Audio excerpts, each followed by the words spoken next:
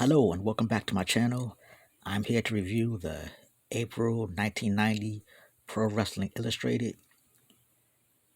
Remember, if you like this video, to please like, comment, and subscribe. Okay, this is the April 1990 issue Pro Wrestling Illustrated with Ric Flair on the cover. The Pro Wrestling Illustrated's Wrestler of the Decade. And of course, this is when this was at the Clash of the Champions, and of course when Lex Luger smashed the trophy.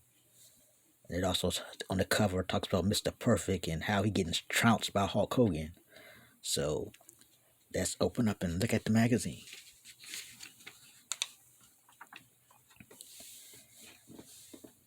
I never really liked the rubber ones because because they couldn't move. But I got like the very first Hulk Hogan and with Hulk Hogan and Big John Studd and Macho Man and the Bobby Heenan. But I just never really liked them because they couldn't move.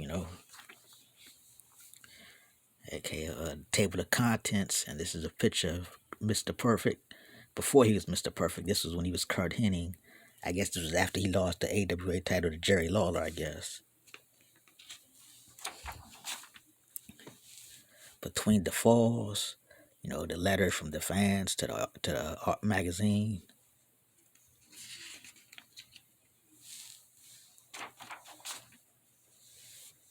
More letters.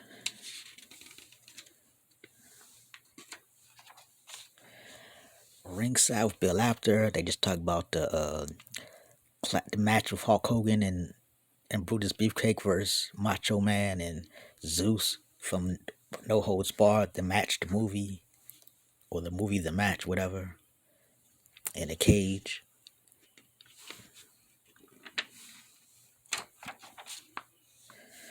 From the desk of Stuart M. Sachs, and he talks about the controversy of Ric Flair being voted Wrestler of the Decade by the editors, and how people said a lot of the editors said it should be Hulk Hogan, and some people saying it should have been Ric Flair, and back and forth who really was the Wrestler of the Decade in the 80s.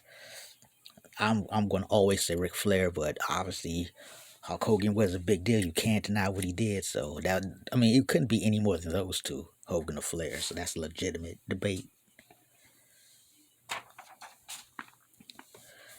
No Holds Barred talks about, this is one of the first articles I remember of Scotty the Body, aka Scott Anthony, Scotty Flamingo, Raven.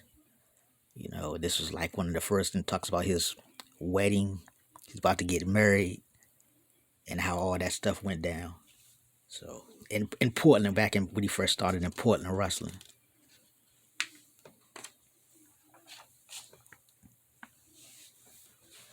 In Focus, just talks about the different type of matches that's going on compared to back in the day when it was just one-on-one matches. Now all the creativity of the Royal Rumbles and the Survivor Series and the War Games and stuff like that.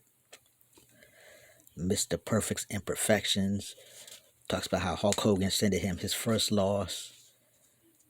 He was undefeated for all that time. That Hulk Hogan beat him and ended the perfect streak. Then nominations for the Fourth Horseman are open. And after this is when it was just Ric Flair, Ole, and Arn.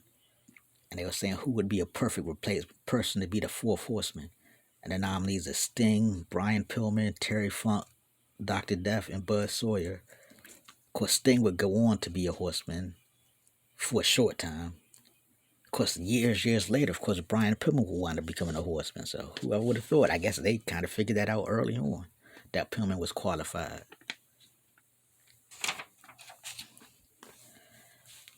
Matt Brock looks at the Midnight Express. This was during the period where they were good guys, and they had the whole deal where Jim Cornette wanted to manage the Dynamic Dudes, just basically to set them up. There was the deal with I guess Johnny Ace stole Stan Lane's girlfriend in Florida, and they had heat, but Jim Cornette wound up managing the Dudes just to turn on them and turn the Midnight Express back to bad guys. So, and everybody cheered because everybody loved the Midnight Express. Off the Top Rope with Eddie Eleanor, with his answering questions from the fans, and of course talking negative stuff about Dusty Rhodes. Of course, that was his deal. Pro Wrestling Illustrated ratings for the period ending of December 15th, 1989. Here are the top 10. Number 1, the WWF World Champion Hulk Hogan. Number 2, Ric Flair, the NWA World Champion. Number 3, Lex Luger, the U.S. Champ. Number 4, the Intercontinental Champion, the Ultimate Warrior. Number 5, Sting. Number 6, Kurt Hennig. Number 7, The Great Muta. Number 8, Jerry Lawler, the USWA Champion. Number 9, the AWA World Champion, Larry Zbyszko. And number 10, the USWA Texas Champion, Kerry Von Erich. And the top 10 tag teams. Number 1, the NWA World Tag Team Champions, the Steiners. Number 2, the WWF World Tag Team Champions, Demolition. Number 3, the Midnight Express. Number 4, Doom. Number 5, the Road Warriors. Number 6, the AWA World Tag Team Champions, the Destruction Crew. Number 7, the Powers of Pain. Number 8, Andre the Giant and Haku. Number 9, the Rockers. And number 10, Ole and Arn Anderson. So, I don't think I've ever seen the Road Warriors this low in the ratings. They always, top 3 at least. Top 2, really.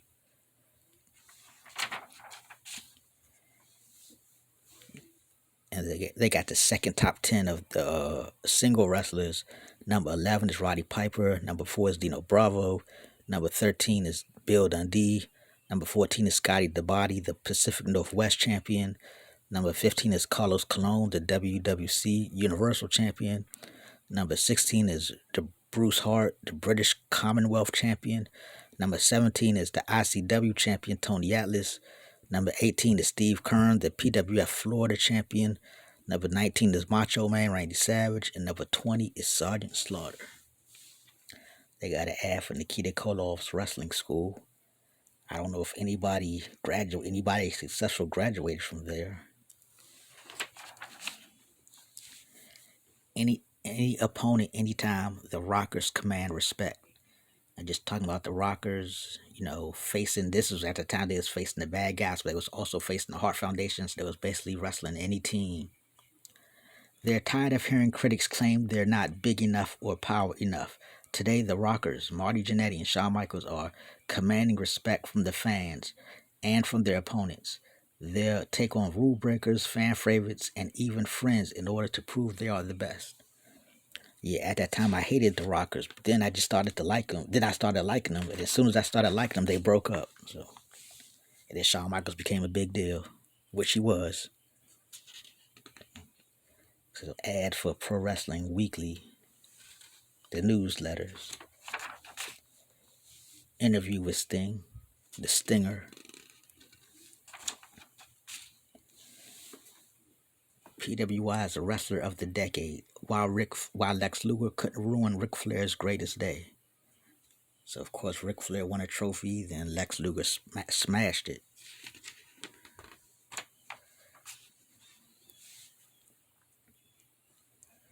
That color pinup of the American Dream, Dusty Rhodes.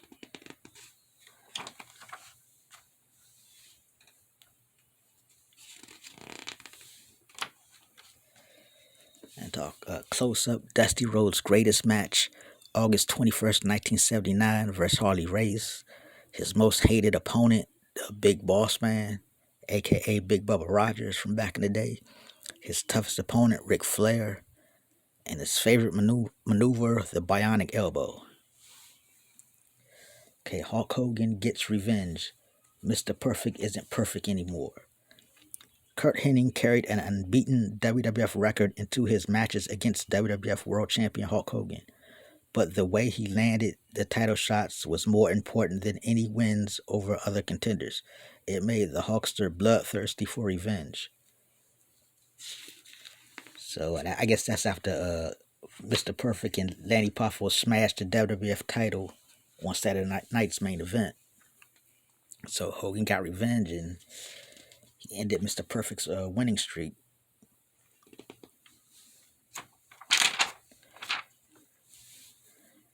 Jerry Lawler, the fans have changed, not me.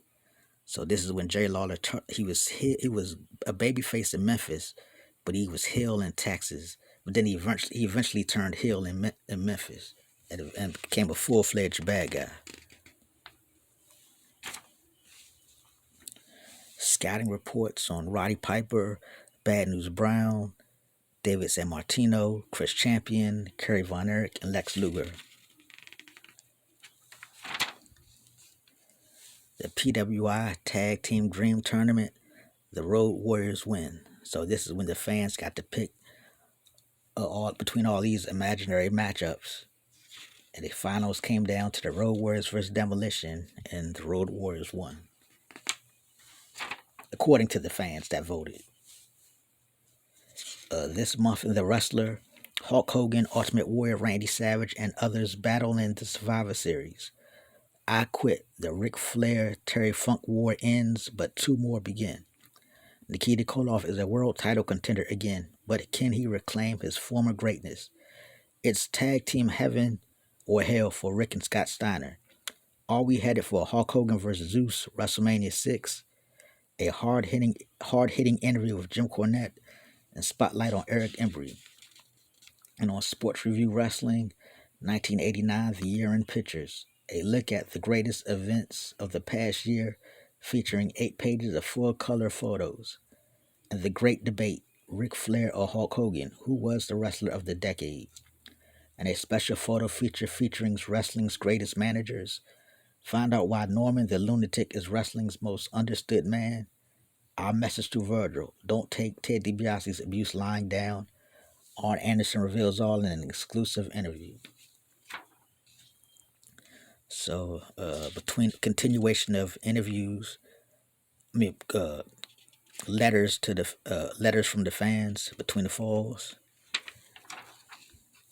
Continuation of Ringside, where they're talking about the beef between Eric Embry and Chris Adams, two friends about to become enemies, and talk about the death of Haystacks Calhoun, who had passed away.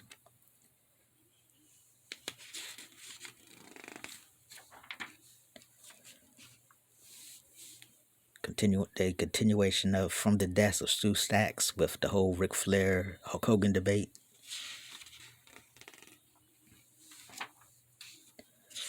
Continuation of the story on Scotty the Body.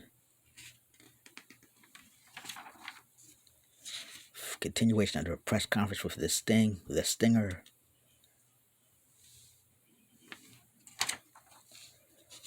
And continuation of Off the Top Rope with Eddie Eleanor. Continuation of the Jerry Lauder article.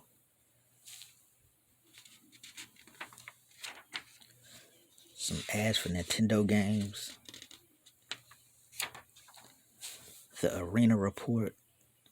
They have correspondents talk about the matches that occurred in their areas. Wrestling Inquirer. Talk about the Iron Man Challenge. The Iron Man Tournament, I should say, where Sting won. And after that, the Horseman pretty much secured that he was about to become the Fourth Horseman. Talk about Nikita Koloff and Stan Hansen brawl. The Road Warriors win the Iron Tournament for the tag teams at Starrcade. And it talks about Maya, the Rock's Liz Maivia is acquitted of extortion for that whole run with her stuff with her promotion and another promotion out in Hawaii.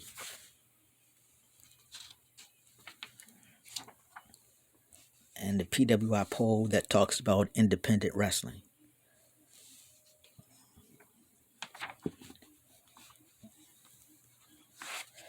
Okay, so this was a review of Pro Wrestling Illustrated, April 1990. Hope you enjoyed it, and I will see you again later.